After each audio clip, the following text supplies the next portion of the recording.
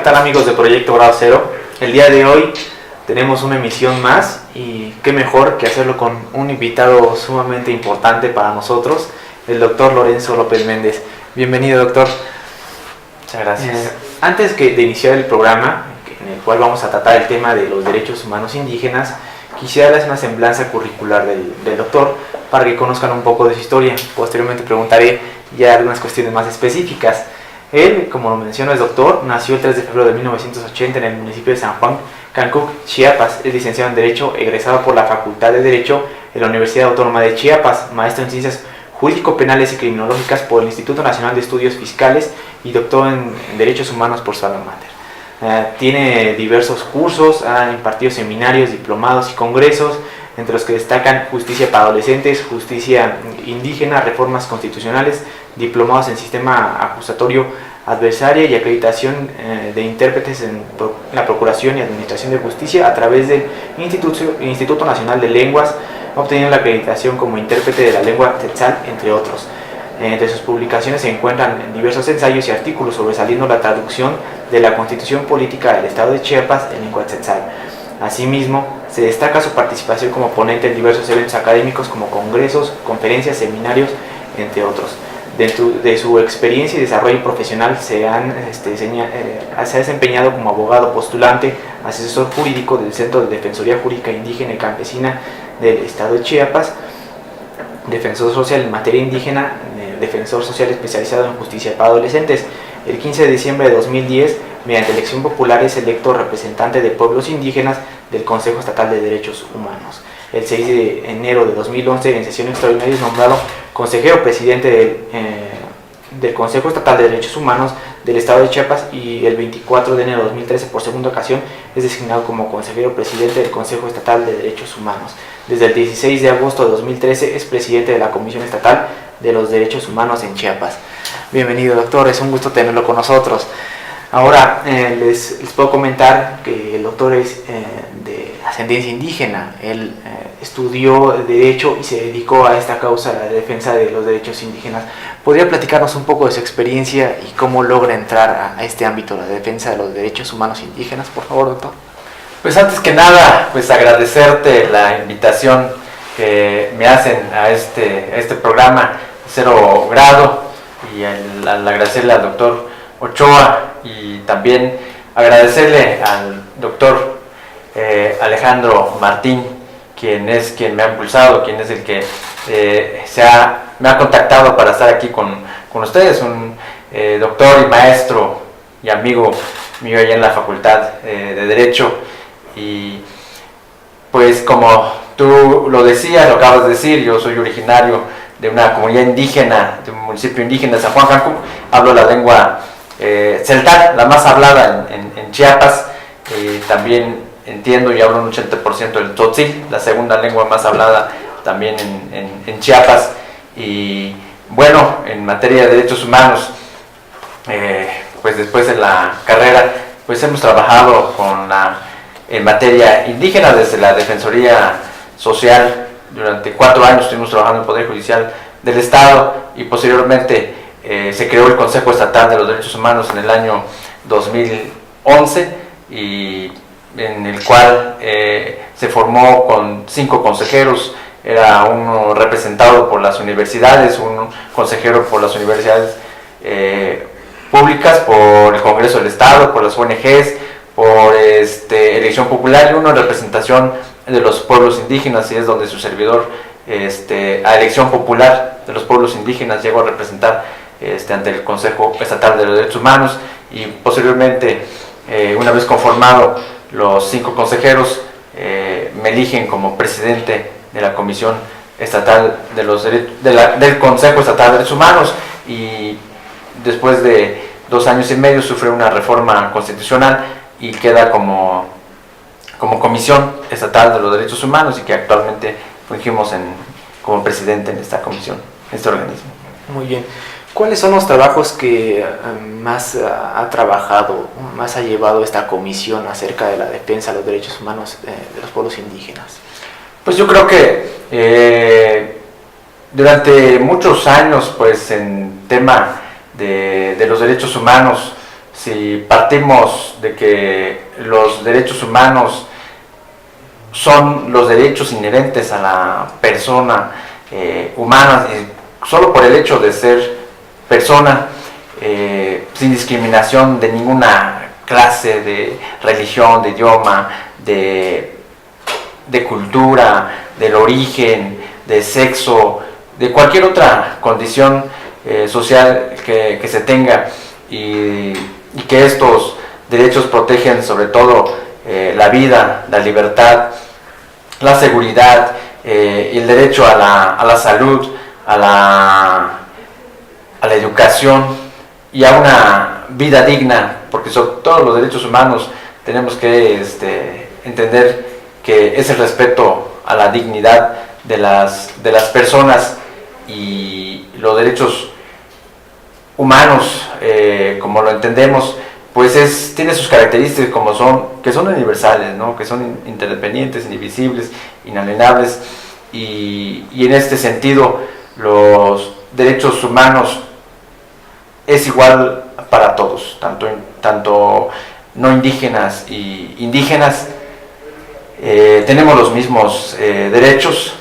Tal vez los derechos, decimos derechos humanos de los indígenas porque por su condición de indígena, por nuestra condición, necesitamos de una protección adicional por la condición en que pues hablamos una lengua diferente al español. En Chiapas hay una diversidad de lenguas. Están reconocidos 12 lenguas en Chiapas. Hay otras lenguas que no son reconocidas en la Constitución, y en este sentido, desde que llegué al Consejo y ahora Comisión Estatal de los Derechos Humanos, nos damos cuenta que no se había dado importancia a esta divulgación, promoción de los derechos humanos en las comunidades indígenas, ¿no?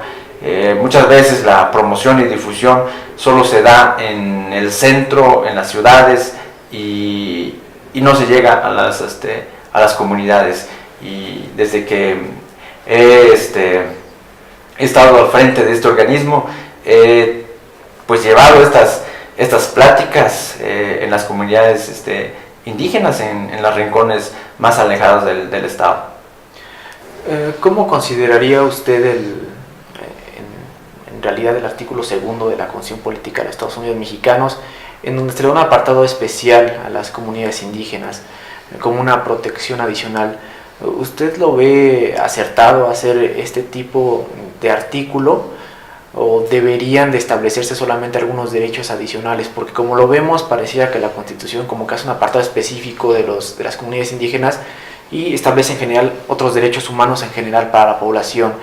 ¿Cree que contribuye un poco esto a la inclusión o a la exclusión de las comunidades indígenas? Pues yo siempre he dicho que, como ya te comentaba, que los derechos humanos es de manera general, es para todos, no indígenas o indígenas, nos rige a todos, es de manera universal, pero por la condición en que nos encontramos, pues sí se hace necesario que sí haya derechos adicionales, y te voy a dar pues varios ejemplos, como el derecho a tener un intérprete en un proceso jurisdiccional, el derecho a que tenga un defensor que hable la lengua y que conozca la cultura. Eso ya están garantizados en la Constitución.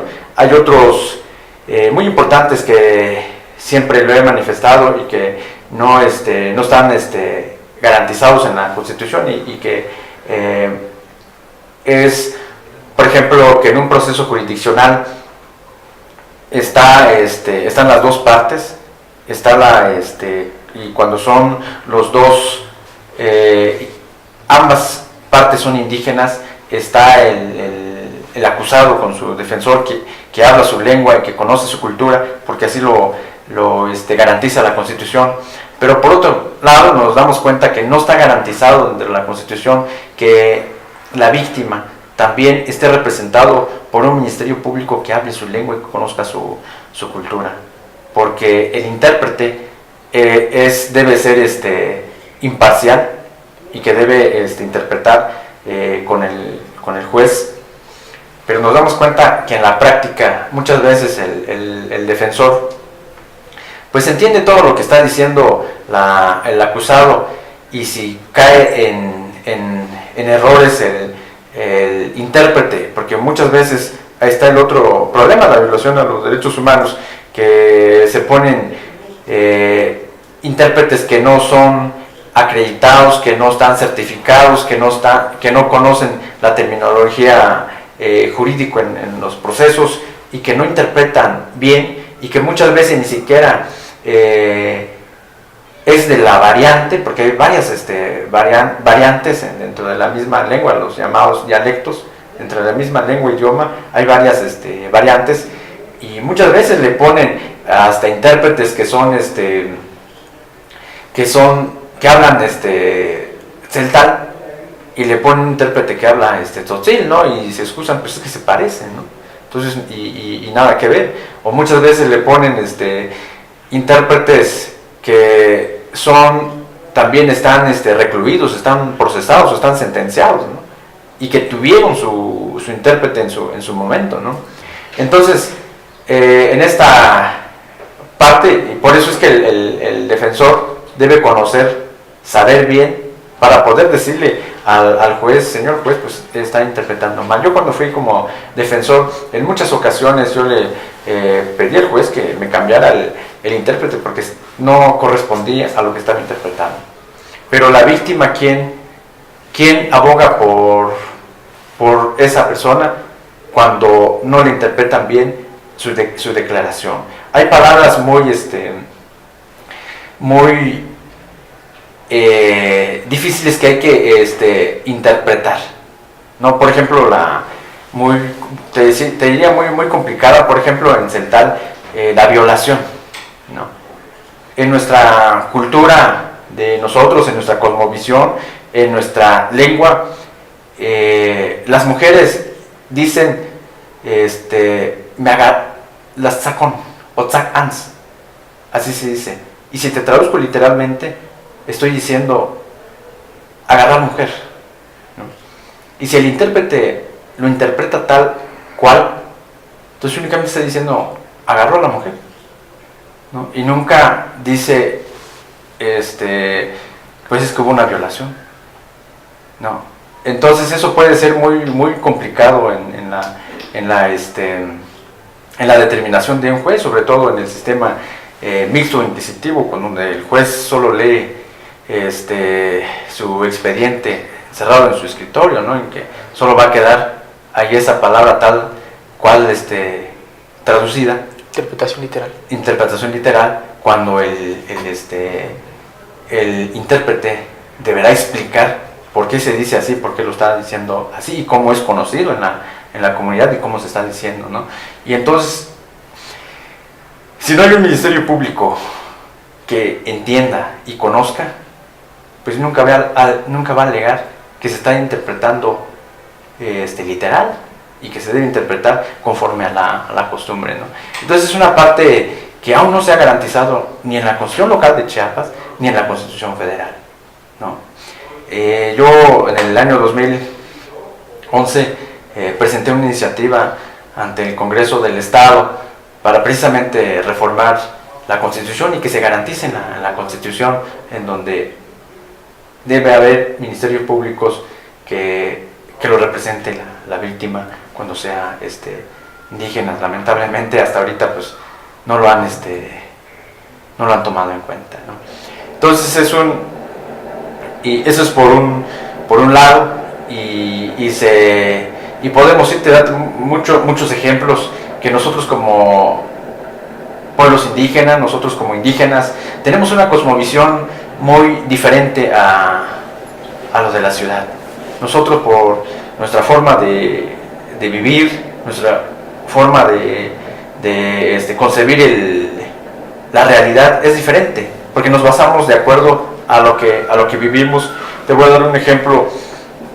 Por ejemplo, la portación de arma de fuego, un rifle, ¿no? Si nos vamos en la comunidad, si nos vamos en mi municipio, en varios municipios de los zona altos de Chiapas, en el mercado pues están cargando el rifle y se van a trabajar, ¿no? Y están vendiendo ahí en el mercado, y puedes encontrar un señor cargando su rifle y su machete, pero eso no significa que esté, para nuestra visión de nosotros, no significa que esté cometiendo algún delito. Podrá llegar alguna persona fuera del municipio no indígena y ir a acusarlo ante el juez de paz y conciliación indígena o ante la autoridad, y simplemente le va a decir ¿qué hizo? Va a decir nada, pero está portando un arma. Para nosotros eso no es delito. Mientras no cometa, no dañe y no insulte, amenace a una persona, para nosotros no es delito. Pero ¿qué pasa si se va caminando sobre la carretera y de repente viene la policía estatal de caminos o la policía federal, lo levanta, y esta persona se va a ir a la cárcel? Porque está tipificado dentro del derecho positivo en el Código Penal, que es un delito la portación de arma, ¿no? Entonces esta persona va a estar recluido y simple y sencillamente va a decir: ¿por qué estoy encerrado? Si yo no hice nada, yo no cometí ningún delito, ¿no? Es una injusticia dentro de esa cosmovisión, ¿no? Entonces, así como cargar una docena de tabla para la construcción de nuestras casas, nosotros construimos con la tabla, tumbamos el árbol para nuestra construcción, ¿no? Y siempre, a veces los no indígenas nos dicen, están tumbando los árboles, nos confunden con aserraderos, ¿no? Pero también nadie dice que están acabando todos los cerros para sacar arena para hacer el block. En lugar del block, para nosotros estamos utilizando la tabla, y por una docena los detienen en el camino, los llevan presos. Entonces el indígena vuelve a decir: ¿por qué me están encerrando? ¿Por qué me están castigando? Si yo no cometí ningún delito, ¿no? O recogió huevos de tortuga, o una iguana, o un ave protegido que él desconoce. Si muchas veces como abogados desconocemos cuáles son los animales que están en peligro de extinción y que están protegidos, ¿no? Igual los llevan presos, y se dan dando muchos casos. Y en ese sentido también nos volvemos a preguntar: ¿por qué? ¿Por qué nos castigan sin ningún delito? Entonces creemos que esto es una injusticia para nosotros, y como somos procesados en la justicia estatal, pues es necesario que esos actores, esos operadores, tanto la Procuración y Administración de Justicia, pues puedan entender nuestra forma de vivir, nuestra cosmovisión, nuestro alcance y nuestras culturas y nuestras tradiciones. Muchas veces se dice: los indígenas no respetan los derechos humanos. Pero yo creo que hay que conocer bien, para hablar de un pueblo indígena, de una comunidad indígena, es necesario que conviva con nosotros, es necesario que esté viviendo un buen rato con nosotros, para que así conozca bien, porque no es suficiente con que vayas un fin de semana, con que vayas el día de la plaza a preguntar cómo viven, ¿no? La mayoría de nosotros, como en cualquier sociedad, nos vestimos lo mejorcito en la plaza, en los fines de semana, ¿no? Pero ve a ver en los tiempos en que no son estos, ¿no? Entonces, tenemos esta cultura que necesitamos una protección, un reconocimiento, pero que realmente sí se aterriza en la práctica, ¿no? No basta con reconocimientos en la Constitución cuando realmente no se lleva a cabo la práctica. Hay muy pocos defensores públicos del Estado, ya ni se diga federal, ¿no? Te hablo, por ejemplo, en San Cristóbal de las Casas, ¿no? Donde está una oficina de la PGR y que no hay ningún defensor público federal que hable celtal ni social. Y que en Chiapas el 37.9% según INEGI habla la lengua celtal, un 34% habla el tzotzil, son los más hablados. La población de Chiapas, según INEGI de 2010, hay un 32.7% de su población es indígena, pero los que hablan más de 5 años y los que hablan menos de 5 años pues no son personas indígenas. Entonces yo considero que hay más de ese porcentaje. Sin embargo, pues no existen los defensores públicos federales, tampoco existen los ministerios públicos que nos puedan, y los operadores de la administración y procuración de justicia pues no se han capacitado en esta materia. El Estado no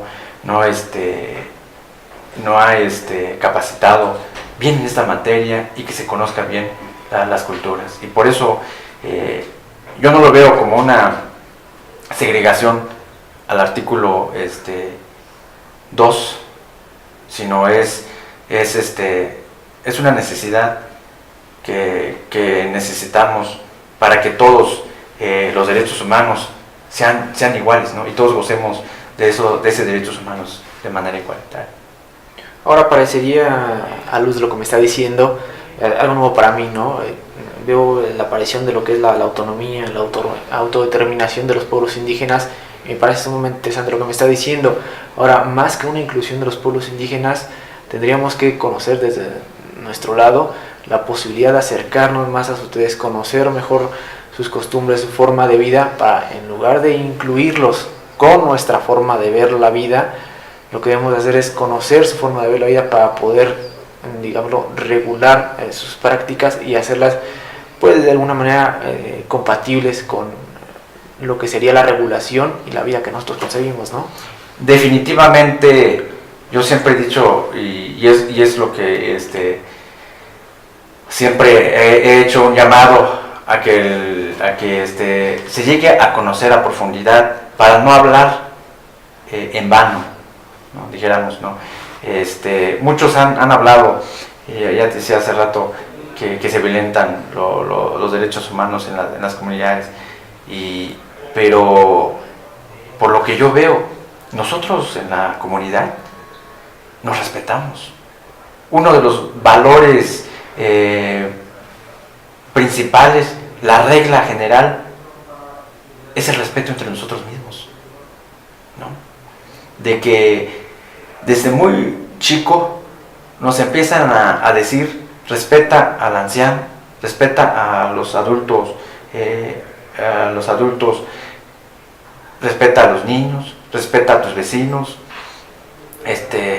Si viene una persona mayor de edad, dale paso. Si viene una mujer embarazada, dale paso. Y siempre así nos vienen enseñando, ¿no? Y siempre nos dicen que no discriminemos, que no critiquemos a la otra persona. Siempre los ancianos hablan de que respetemos la vida, de que respetemos la libertad, de que respetemos a todos los demás. Y siempre decimos, allá yo hice una tesis que le denominé la justicia indígena y el desafío a los derechos humanos. En esta investigación que hago precisamente en San Juan Cancuco, entonces nos damos cuenta que no es como muchas veces se critica desde afuera. Es que en las comunidades indígenas la justicia es gasolina, el linchamiento, es que toman la justicia por su propia mano. Eso no es la regla, eso no es la costumbre, ¿no? La costumbre se respeta los derechos humanos, porque la justicia, de allá la forma de resolver su problema, la aplicación de la justicia es puramente oral. Lo que apenas en este sistema no indígena se está tratando de buscar. Allá, cuando una persona es agraviada, acude ante el agente rural primeramente, porque las comunidades están organizadas por comunidades o parajes, y luego está el municipio. Entonces hay un juez de paz y conciliación a nivel municipal, pero antes de eso están los agentes rurales, quienes son los que resuelven los problemas. Y cuando un agraviado, un víctima de un delito, llega ante el juez o ante el agente rural y le dice: señor agente, esta persona me causó un daño, y el agente rural manda a citar a la otra persona, manda a invitar a que venga. Y hay una cultura, hay una costumbre de que todos acuden, ¿no? Excepto que haya cometido un delito muy, muy grave, como es el homicidio, se escapa. Pero normalmente acuden al llamado y le dicen allí al frente: vas a escuchar las acusaciones de esta persona, te están acusando de un delito. Y escucha, y ambas partes les va diciendo. Y finalmente se privilegia la reparación del daño, lo que haya causado el agente rural o el juez le dice al acusado, cuando se haya comprobado que efectivamente es responsable del delito, a que repare el daño, ¿no? Y de ahí no se escapa, y nadie se escapa, ¿no? Porque llegado el momento en que no tiene económicamente, pues proceden a rematarle sus bienes. Entonces ya le pagan, ya le reparan el daño a la víctima, y así se resuelven los problemas, ¿no? No existe tortura, no existe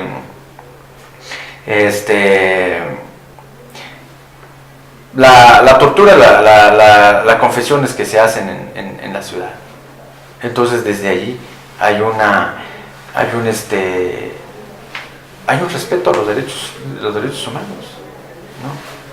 Entonces siempre se dice, respeta a las autoridades, y las autoridades se respetan, y siempre también se eligen las autoridades quienes son conocidos, que han respetado, que han tenido un buen vivir, que han respetado siempre, porque nosotros decimos, nuestra autoridad es como que fuera nuestro guía, nuestro ejemplo, el que nos va a guiar, el que va a ser como el papá de la familia, ¿no? Entonces, y en la lengua decimos Atel Tunel, lo que conocemos como autoridad, y Atel Tunel significa Atel, trabajador, Tunel, del Tunel, que sirve, Atel Tunel Lum, trabajador que sirve para el pueblo. Eso es para nosotros. Entonces, hay un respeto entre nosotros, y eso es lo que yo trato siempre de que ese respeto, esos valores no se vayan perdiendo. La promoción de derechos humanos que yo estoy promoviendo, son esos valores. El respeto entre nosotros mismos, en las comunidades, ¿no? Porque es lo mismo. Aquí en la ciudad, los no indígenas, ¿qué buscamos? Que entre todos nosotros nos respetemos. Y esos son los derechos humanos. Autoridad que me respete, que yo respeto a la ciudadanía, a la gente, que podamos vivir en paz. Y eso es lo que buscamos, lo que hay en las comunidades. Que como en toda sociedad, siempre sale fuera de las normas, ¿no? Habrá alguien que comete homicidio, habrá alguien que cometa cualquier tipo de delito, pero eso pasa en la ciudad, ¿no? Y muchas veces han ocurrido en que han linchado a las personas, ¿no? Cuando cometen algún delito, pero eso pasa cuando también ya ha cometido muchos delitos y que no ha habido justicia, y que saben que no hay justicia, ¿no? Y muchas veces han cometido estas personas, los indígenas, por la injusticia muchas veces, ¿no? Yo siempre trato de en donde quiera que esté, de explicarles a la gente indígena. Cada año se van cambiando las autoridades y siempre trato de recorrer para explicar, para que no cometan estos errores. Verás que a veces, por la falta de atención y el desconocimiento mismos en los operadores de la Administración de Procuración de Justicia, y el desconocimiento de la ley, muchas veces no se resuelve en la comunidad.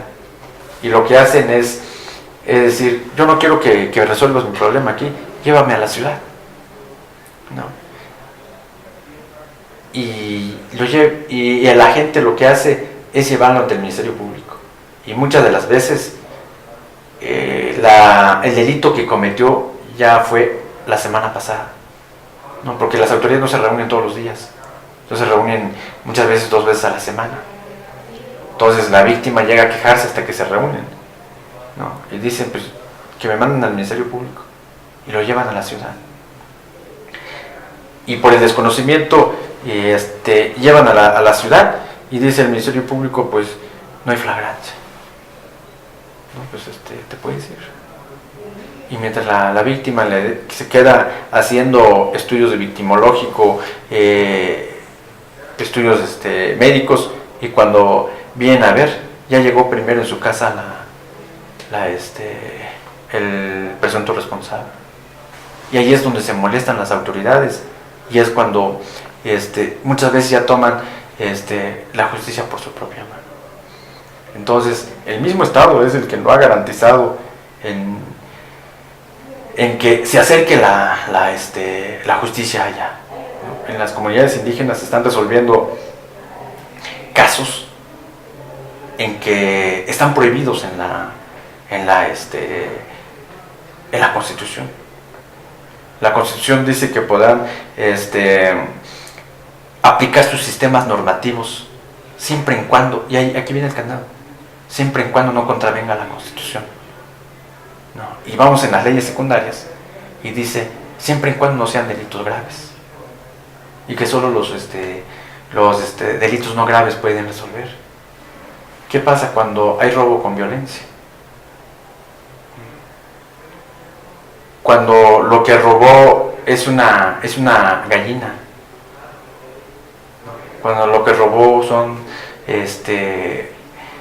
medio bulto de maíz, cuando son 100 pesos, 200 pesos, y estamos allá nosotros marginados y refundidos a 3-4 horas para llegar a la ciudad, en donde no hay transporte a diario y que tenemos que esperar cada fin de semana para que nos lleven a la cabecera municipal y luego nos llevan a la ciudad, ¿no? Y cuando llegamos a la ciudad y no sabemos ni a dónde ir, ¿no? Y no nos entienden, no hablan nuestra lengua, ¿no? Y nos dicen: vienes otro día, búscate un abogado. y simplemente mejor lo dejamos. Y por eso las autoridades de la comunidad ahí lo resuelven, aunque no estén facultados para hacerlo, lo resuelven en la misma comunidad. Y muchos de esos asuntos se resuelven. Se han resuelto violaciones, se han resuelto homicidios, pero por la misma condición nos ha orillado a esto. Y el Juzgado de Paz y Conciliación Indígena que hay en Chiapas, en varios municipios, no tienen esta información, porque los mismos jueces, los mismos autoridades de la comunidad no reportan, por lo mismo de que saben que no les está facultado. Sin embargo, está pasando. En esta investigación que hacía, en 6 meses, le preguntaba al juez de Paz y Conciliación, apenas 20 asuntos había resuelto. 21. 20 de puros problemas familiares y 1 de daños. Había de una audiencia en una semana y 2 en otra. Y si te vas y te acercas y estás todos los días ahí, te das cuenta que el juzgado está lleno todos los días. Desde la mañana hasta la tarde. Está ocupado el juez. Y yo le preguntaba, oiga, pero me dices que en un mes solo informaste de un caso que resolviste, cuando todos los días estás ocupado. Y me dice, sí, pero es que hay asuntos que no puedo reportarlos porque no me están permitidos. No puedo darle el conocimiento porque si no me metan a la cárcel a mí. ¿No? Pero eso es lo que está pasando en las comunidades. ¿No? Aunque no queramos verlo. Y por eso lo que decías, esto sale a colación de que me decías de que hay que ir a conocerlos, de que hay que convivir y hay que estar un buen rato allí para conocer la forma de vivir. Mucho se ha dicho que hay venta de mujeres en las comunidades indígenas, ¿no? Eso ha sido muy conocido, pero hay que empezar a ver desde una cosmovisión de nosotros como indígenas, cómo contraemos matrimonio nosotros como indígenas, ¿no? Tal pareciera que es muy fácil decir, pues es que en las comunidades indígenas por una cantidad se compran las mujeres. A mí me gustaría que fueran y llegaran y dijeran, ¿cuánto cuesta tu hija? Traigo 20,000, 50,000 pesos, a ver si les vende. Cualquiera que llegara a decir así será castigado, porque eso no está permitido, ¿no? Hay una diversidad de culturas, pero son casi similares, ¿no? Son casi similares, casi cambian en algunas cosas, pero sí casi similares en nuestra forma de vivir y nuestra forma de ver. Entonces, el matrimonio allá es que la mayoría de las comunidades y pueblos en Chiapas, el hombre va a pedir con el papá. Antes, hace 20, 30 años, efectivamente muchas de las veces no se pedía la opinión de la muchacha. Ahora en la actualidad ya se pide la opinión si quiere contraer matrimonio con el muchacho. Algo quizás que muy pocos lo conocen, en mi tierra, en San Juan Cancuc, un poco avanzado para las mujeres, y cuando lo comento a veces se sorprenden, porque en San Juan Cancuc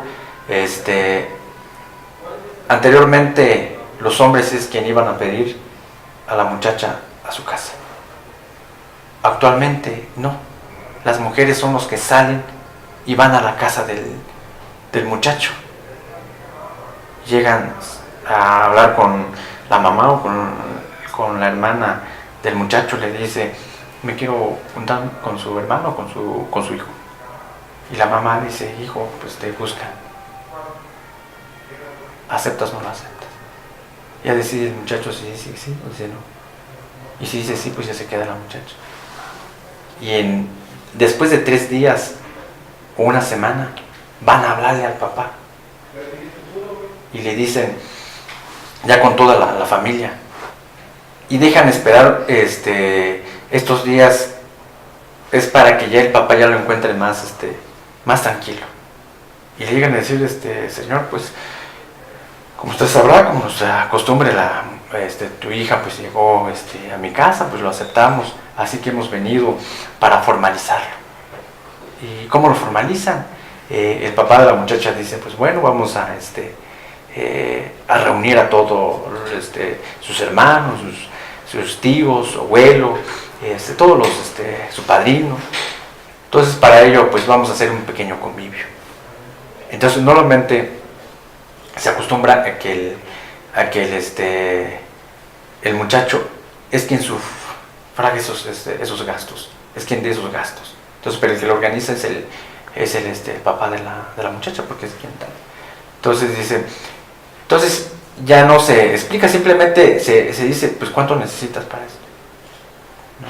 Pues yo creo que con 4,000, 2,000 o 1,000 pesos, 5,000 pesos, ya dependiendo de la familia, ¿no?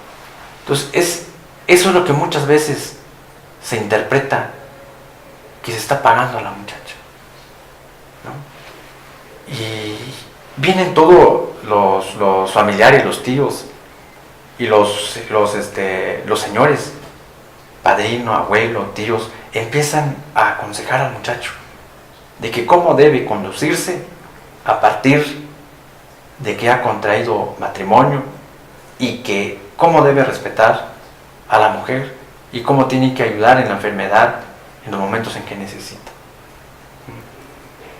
Como el sermón que se hace en la iglesia. Y posteriormente viene la mamá, la abuelita, las tías, y empieza una serie de consejos para la muchacha. Y después de todo esto es donde se convive, donde se toman refrescos, los que toman el posh, el licor. Y es así como se formaliza el matrimonio. Si llegara el momento de que llegaran a tener un problema, se vuelven a juntar todas estas personas para tratar de resolver el problema. Entonces yo le preguntaba a un presidente del Consejo de Ancianos de allá de Cancún que cómo veía esto, y me decía, yo no sé por qué lo dicen así, si no es mucho lo que aquí gastan los muchachos, si en la ciudad dicen que los hombres compran el vestido, compran esto y gastan tanto dinero, y que no es lo mismo. Entonces son estas que a veces no, por el desconocimiento, tal vez se cae en malas interpretaciones. No, eso es prácticamente la cultura, y hay tantas cosas que decir, que dar pues muchísimos ejemplos en esto. Sí, claro, y mencionaba un término importante, ¿no? Que lamentablemente se ha dado mucho, la discriminación.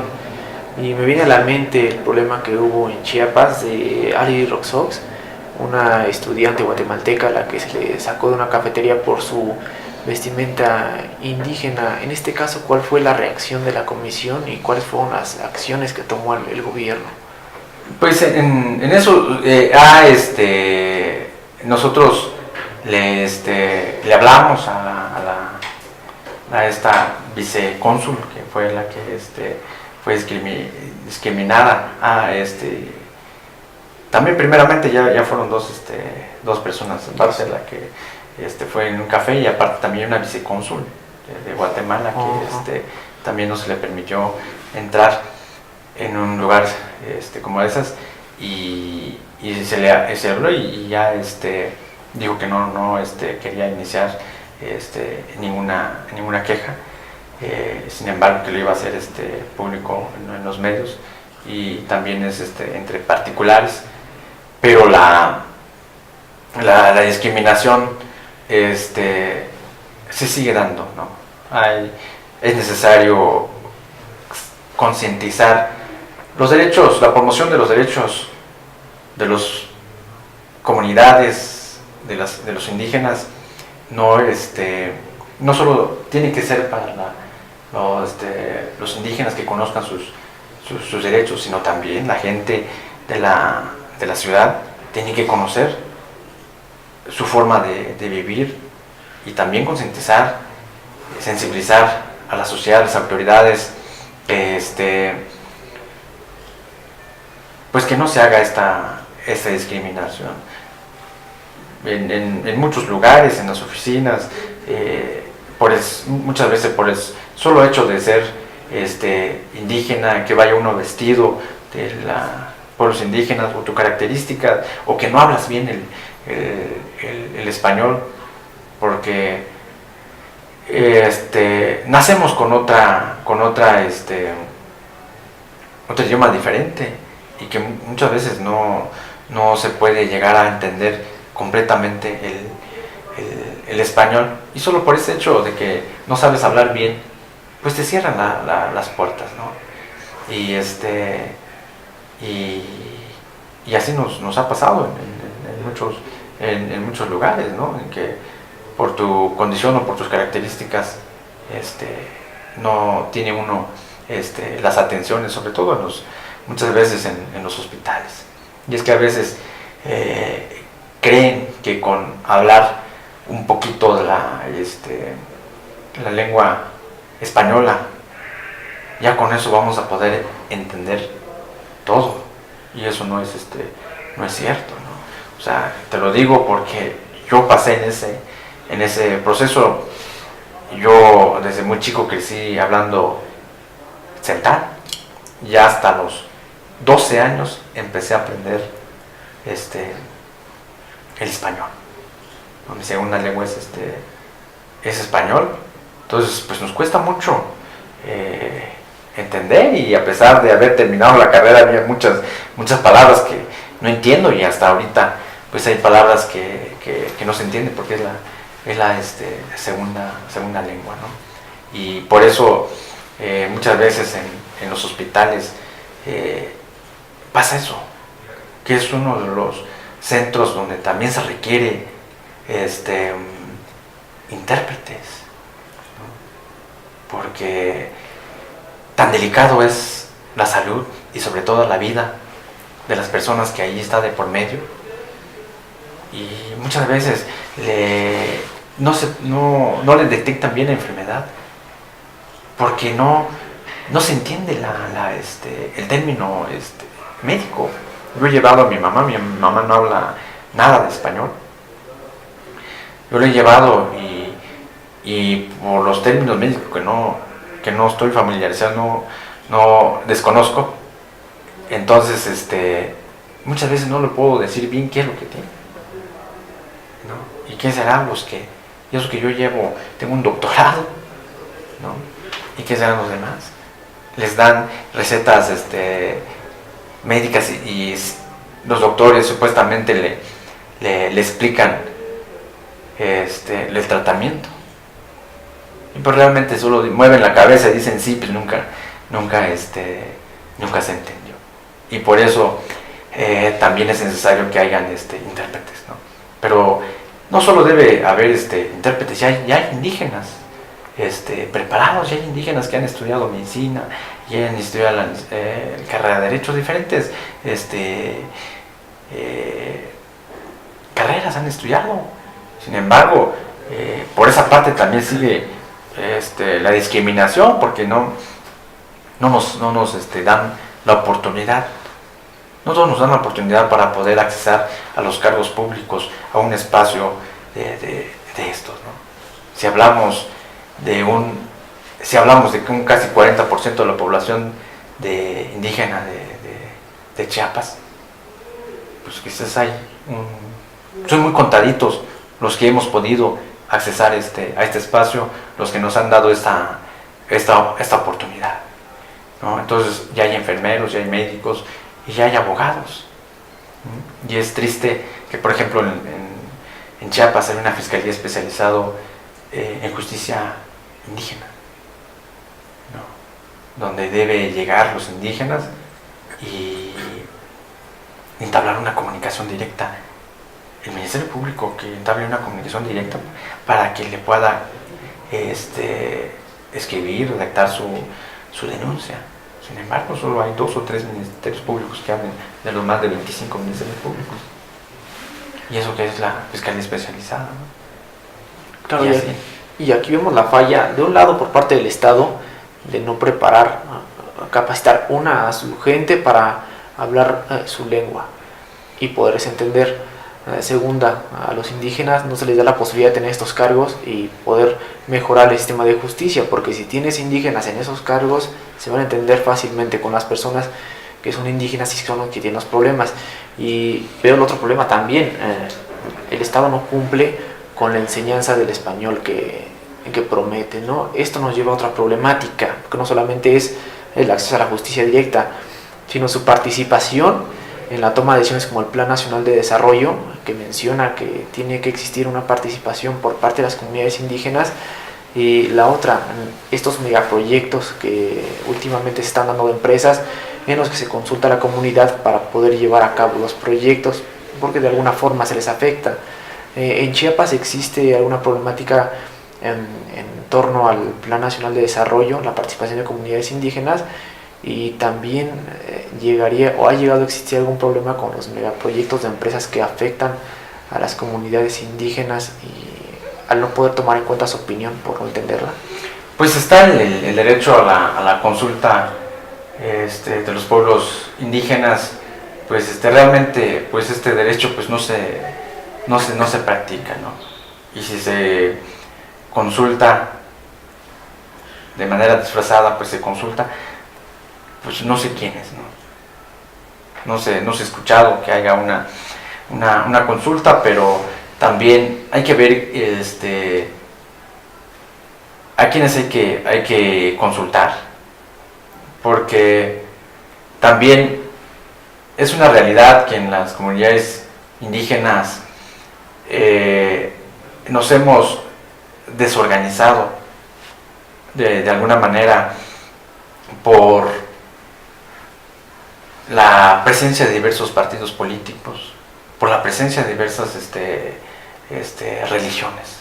Eso ha hecho que las comunidades se segreguen, ¿no? que nos dividamos, ¿no? Que un grupo por su lado, que un grupo por su lado, y que ya está entrando el interés de cada de ciertos grupos, ¿no?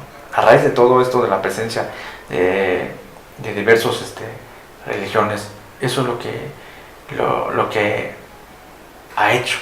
Entonces solamente cuando hay interés de manera conjunta, como es, y que nos afecte directamente, como es la falta de agua, como es electrificación, en estos casos, o el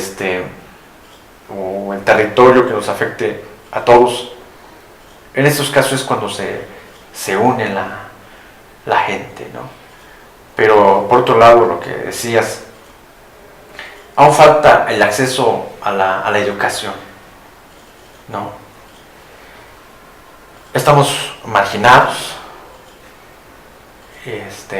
no tenemos recursos para salir a estudiar fuera, no tenemos las universidades en nuestro municipio, y es imposible también cubrir de todas las universidades en cada municipio, pero no tenemos recursos para poder salir a la ciudad donde hay varias universidades para poder estudiar. Yo siempre he planteado que en lugar de construir universidades se debe construir casas de estudiantes en la ciudad, para que los alumnos, los jóvenes indígenas puedan venir a la ciudad, donde les den alimentación, donde les den hospedaje, un pequeño apoyo económico, para que puedan estudiar las diversas carreras que les gusten. Eso es lo que ha hecho falta. Entonces, no tenemos acceso bien a ello. Solamente los que pues puedan tener un poquito de dinero podemos salir. Y muchas veces, yo en toda mi carrera, desde los 7 años yo salí a trabajar en la ciudad, luego a los 12 años volví a salir a trabajar. La secundaria, pues mi papá no tenía dinero y tuve que estudiar y trabajar la secundaria. Trabajé en una casa, trabajé muchos años, 10 años en una tortillería, desde los 13 años hasta los 23 años, toda la secundaria, preparatoria y parte de la universidad, estuve trabajando en una tortillería por la mañana y estudié por la tarde. Y solamente así, muchas veces los patrones te dicen, ¿trabajas o estudias? ¿No? Y pues la mayoría, pues desertamos. ¿No? Desertamos porque pues no hay las condiciones, ¿no? Entonces eso es una parte, la discriminación que seguimos teniendo en esta parte. Creo que bien dentro de la consulta pues se debe de escuchar a los jóvenes, se debe escuchar a los que hemos salido a la ciudad, cuáles han sido nuestras dificultades, y en razón a ello atacar este punto, ¿no? ¿Y tienen, en el caso de la comisión, alguna colaboración con asociaciones civiles o con la misma ONU para mejorar esta situación indígena? Pues sí, un convenio directo no la hay. Pues el Estado ha implementado programas. Es cierto, se ha avanzado. O sea, tampoco puedo decir seguimos igual hace 20 años. Y precisamente derivado y hoy los pueblos indígenas pues debemos de reconocer que derivado del levantamiento armado de 1994, el 1 de enero, después de eso ha habido mucho cambio, ha habido un avance, ¿no? Antes de eso pues estábamos totalmente marginados, ¿no? San Juan Cancún, que ahorita y que está a 44 kilómetros de San Cristóbal, que es la ciudad, y que está ahora y cuarto. Antes lo hacíamos en 5 horas, porque era terracería y no llegaba a la carretera hasta el municipio, ¿no? Y no había preparatoria, ni había secundaria. Había una primaria en todo el municipio y tenían que caminar 6 horas los muchachos para ir a la escuela. Entonces los niños pues no van. Ya y empezamos. Yo tuve la oportunidad de que vivía en la cabecera municipal, pero de todos los que viven en las comunidades que tenían que caminar 6-7 horas. Ya iban cuando tenían 10, 11 años al primer año. Y ya decían los papás, pues ya solo vas a perder tiempo, y es mejor que te pongas a trabajar, a cultivar. Y por eso estábamos pues marginados. En todo el municipio había una clínica donde un enfermero llegaba una vez a la semana. Entonces no había educación, no había salud, no había comunicación. Entonces, eso antes de 20 años. Después de eso, del levantamiento armado, pues se sufre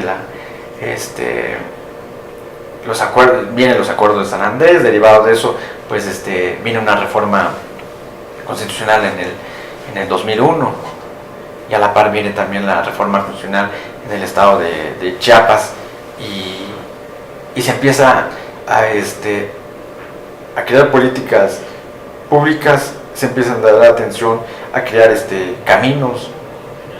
Hoy en día, después de 20 años, pues ya tenemos 2 bachilleratos en el municipio.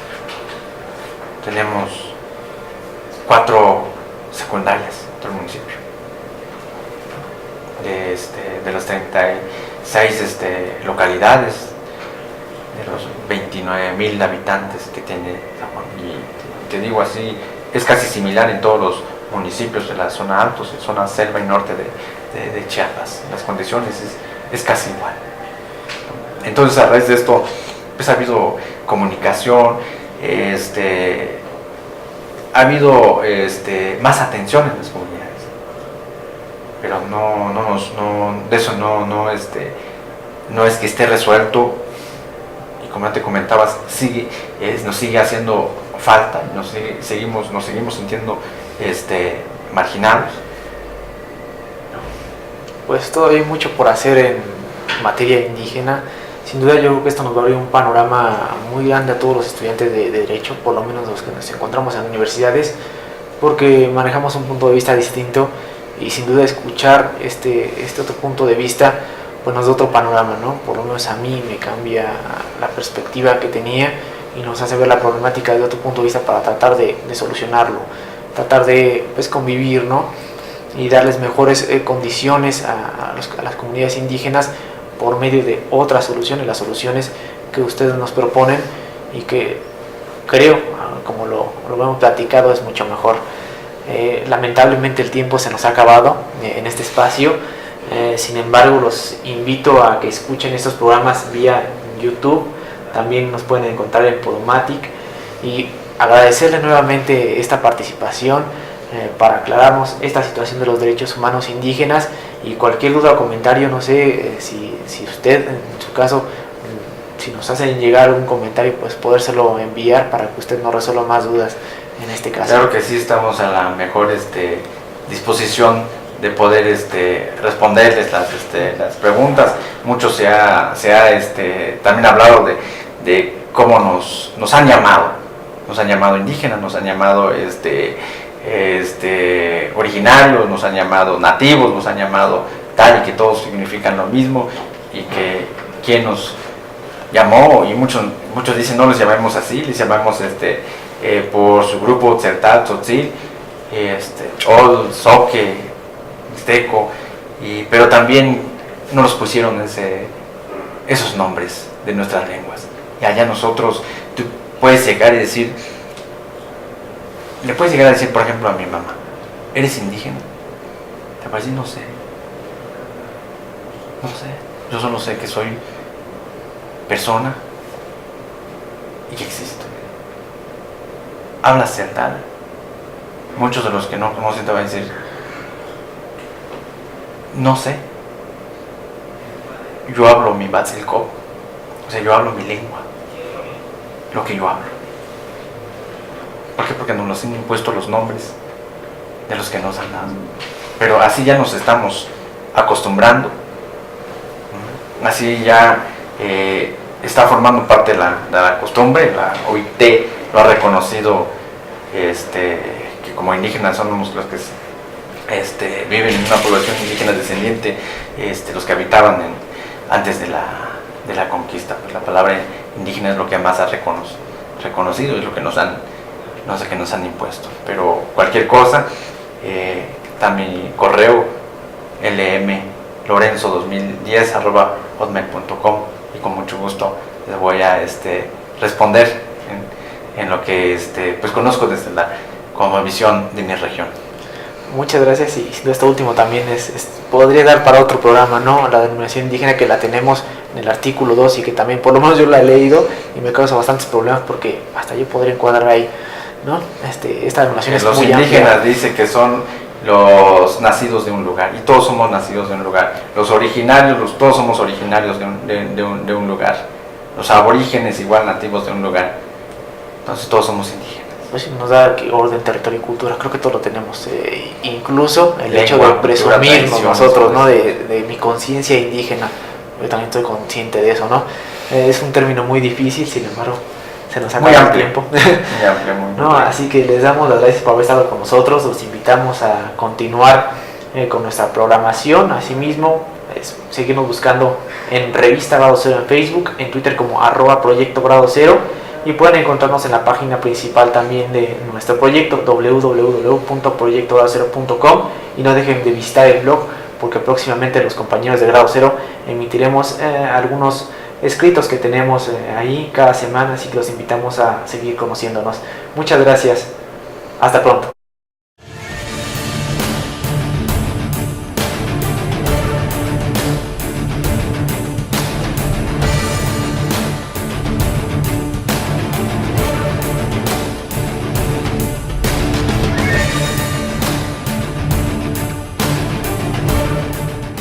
Y bueno, en materia de derechos humanos, pues después de la carrera, pues hemos trabajado en materia indígena desde la Defensoría Social. Durante 4 años estuvimos trabajando en el Poder Judicial del Estado, y posteriormente se creó el Consejo Estatal de los Derechos Humanos en el año 2011, y en el cual se formó con 5 consejeros. Era uno representado por las universidades, un consejero por las universidades públicas, por el Congreso del Estado, por las ONGs, por elección popular, y uno en representación de los pueblos indígenas, y es donde su servidor, a elección popular de los pueblos indígenas, llegó a representar ante el Consejo Estatal de los Derechos Humanos. Y posteriormente, una vez conformado los 5 consejeros, me eligen como presidente de la Comisión Estatal del Consejo Estatal de Derechos Humanos, y después de 2 años y medio sufre una reforma constitucional y queda como Comisión Estatal de los Derechos Humanos, y que actualmente fungimos como presidente en esta comisión, en este organismo. Muy bien. ¿Cuáles son los trabajos que más ha trabajado, más ha llevado esta comisión acerca de la defensa de los derechos humanos de los pueblos indígenas? Pues yo creo que durante muchos años, pues en tema de los derechos humanos, si partimos de que los derechos humanos son los derechos inherentes a la persona humana, solo por el hecho de ser persona, sin discriminación de ninguna clase, de religión, de idioma, de cultura, del origen, de sexo, de cualquier otra condición social que se tenga, y que estos derechos protegen.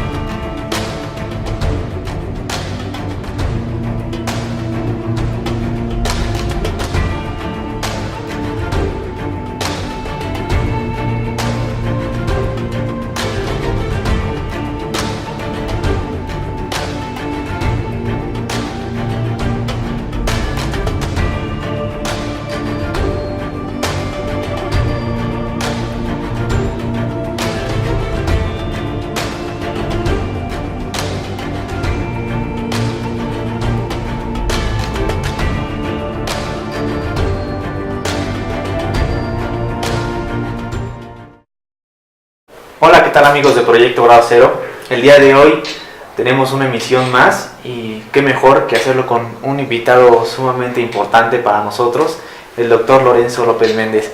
Bienvenido, doctor. Muchas gracias. Antes de iniciar el programa, en el cual vamos a tratar el tema de los derechos humanos indígenas, quisiera darles una semblanza curricular del doctor para que conozcan un poco de su historia. Posteriormente preguntaré ya algunas cuestiones más específicas.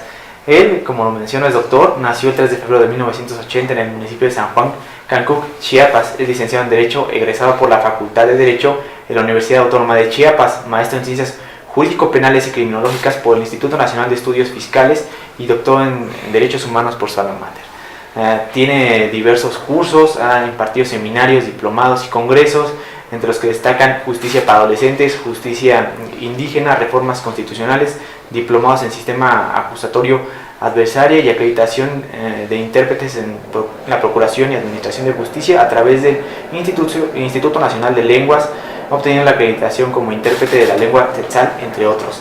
Entre sus publicaciones se encuentran diversos ensayos y artículos sobresaliendo la traducción de la Constitución Política del Estado de Chiapas en lengua tzetzal. Asimismo, se destaca su participación como ponente en diversos eventos académicos como congresos, conferencias, seminarios, entre otros. Dentro de su experiencia y desarrollo profesional se ha desempeñado como abogado postulante, asesor jurídico del Centro de Defensoría Jurídica Indígena y Campesina del Estado de Chiapas, defensor social en materia indígena, defensor social especializado en justicia para adolescentes. El 15 de diciembre de 2010, mediante elección popular, es electo representante de pueblos indígenas del Consejo Estatal de Derechos Humanos. El 6 de enero de 2011, en sesión extraordinaria, es nombrado consejero presidente del Consejo Estatal de Derechos Humanos del Estado de Chiapas, y el 24 de enero de 2013, por segunda ocasión, es designado como consejero presidente del Consejo Estatal de Derechos Humanos. Desde el 16 de agosto de 2013 es presidente de la Comisión Estatal de los Derechos Humanos en Chiapas. Bienvenido, doctor, es un gusto tenerlo con nosotros. Ahora les puedo comentar que el doctor es de ascendencia indígena. Él estudió Derecho y se dedicó a esta causa, a la defensa de los derechos indígenas. ¿Podría platicarnos un poco de su experiencia y cómo logra entrar a este ámbito, la defensa de los derechos humanos indígenas, por favor, doctor? Pues antes que nada, pues agradecerte la invitación que me hacen a este programa Cero Grado, y al agradecerle al doctor Ochoa, y también agradecerle al doctor Alejandro Martín, quien me ha impulsado, quien es el que me ha contactado para estar aquí con ustedes, un doctor y maestro y amigo mío allá en la Facultad de Derecho. Y pues como tú lo decías, lo acabas de decir, yo soy originario de una comunidad indígena, de un municipio indígena de San Juan Cancuc. Hablo la lengua celtal, la más hablada en Chiapas. También entiendo y hablo un 80% del tzotzil, la segunda lengua más hablada también en Chiapas. Sobre todo la vida, la libertad, la seguridad, y el derecho a la salud, a la educación y a una vida digna, porque sobre todo los derechos humanos tenemos que entender que es el respeto a la dignidad de las personas, y los derechos humanos, como lo entendemos, pues tiene sus características que son universales, ¿no? Que son independientes, indivisibles, inalienables, y en este sentido los derechos humanos es igual para todos, tanto no indígenas y indígenas. Tenemos los mismos derechos. Tal vez los derechos, decimos derechos humanos de los indígenas porque por su condición de indígena, por nuestra condición, necesitamos de una protección adicional por la condición en que pues hablamos una lengua diferente al español. En Chiapas hay una diversidad de lenguas. Están reconocidos 12 lenguas en Chiapas. Hay otras lenguas que no son reconocidas en la Constitución, y en este sentido, desde que llegué al Consejo y ahora Comisión Estatal de los Derechos Humanos, nos damos cuenta que no se había dado importancia a esta divulgación, promoción de los derechos humanos en las comunidades indígenas, ¿no? Muchas veces la promoción y difusión solo se da en el centro, en las ciudades, y no se llega a las comunidades. Y desde que he estado al frente de este organismo, pues llevado estas pláticas en las comunidades indígenas, en los rincones más alejados del estado. ¿Cómo consideraría usted en realidad el artículo 2 de la Constitución Política de los Estados Unidos Mexicanos, en donde se le da un apartado especial a las comunidades indígenas como una protección adicional? ¿Usted lo ve acertado hacer este tipo de artículo, o deberían de establecerse solamente algunos derechos adicionales? Porque como lo vemos, parecía que la Constitución como que hace un apartado específico de las comunidades indígenas y establece en general otros derechos humanos en general para la población. ¿Cree que contribuye un poco esto a la inclusión o a la exclusión de las comunidades indígenas? Pues yo siempre he dicho que como ya te comentaba, que los derechos humanos es de manera general, es para todos, no indígenas o indígenas, nos rige a todos, es de manera universal, pero por la condición en que nos encontramos, pues sí se hace necesario que sí haya derechos adicionales, y te voy a dar pues varios ejemplos, como el derecho a tener un intérprete en un proceso jurisdiccional, el derecho a que tenga un defensor que hable la lengua y que conozca la cultura. Eso ya están garantizados en la Constitución.